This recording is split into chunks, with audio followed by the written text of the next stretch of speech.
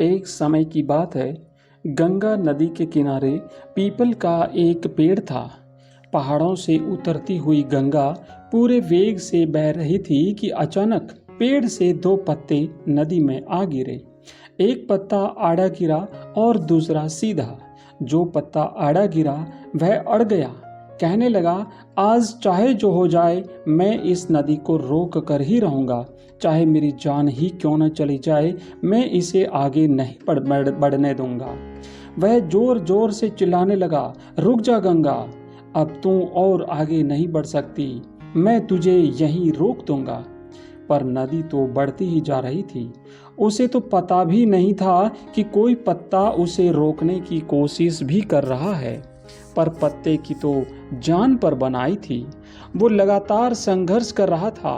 नहीं जानता था कि बिना लड़े भी वह वहीं पहुंचेगा जहां लड़कर थक कर हार कर पहुंचेगा। पर अब और तब के बीच का समय उसकी पीड़ा का, उसके संताप का काल बन जाएगा। वहीं दूसरा पत्ता जो सीधा गिरा था, वह तो नदी के प्रवाह के साथ बड़े ही मजे से बहता चला जा रहा था।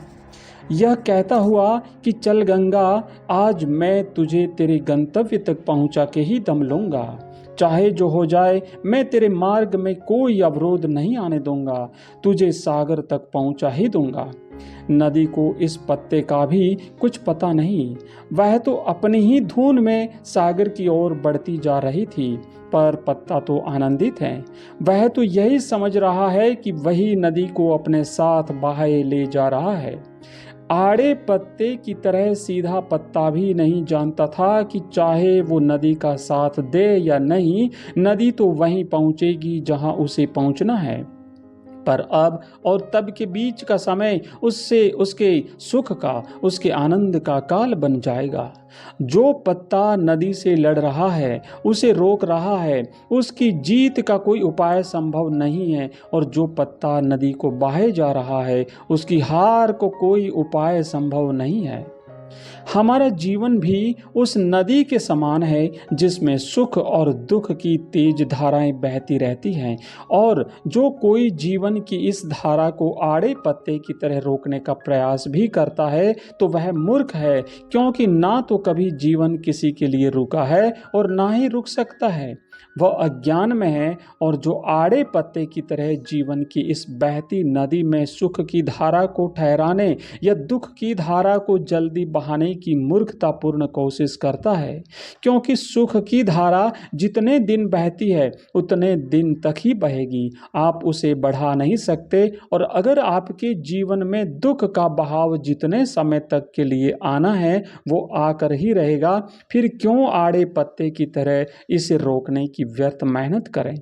बल्कि जीवन में आने वाली हर अच्छी बुरी परिस्थितियों में खुश होकर जीवन की बहती धारा के साथ उस सीधे पत्ते की तरह ऐसे चलते जाओ जैसे जीवन आपको नहीं बल्कि आप जीवन को चला रहे हो। सीधे पत्ते की तरह सुख और दुख में समता और आनंदित होकर जीवन की धारा में मौज से बहते जाएं। और जब जीवन में ऐसी सहजता से चलना सीख गए तो फिर सुख क्या और दुख क्या। मित्रों, इस कहानी से हमें ये शिक्षा मिलती है कि जीवन के बहाव में ऐसे ना बहें कि थक कर हार भी जाएं और अंत तक जीवन आपके लिए एक पहेली बन जाए, बल्कि जीवन के बहाव को हंसकर ऐसे बहाते जाएं कि अंत तक आप जीवन के लिए पहेली बन जाएं। सुख हमारी स्वयं की संपत्ति है, इसे बाहर नहीं अपने भीतर ढूंढें, इससे आप सदैव सुखी रहेंगे। मित्रों, कहानी सुनने के लिए आपका बहुत बहुत धन्यवाद। चैनल को सब्सक्राइब करें।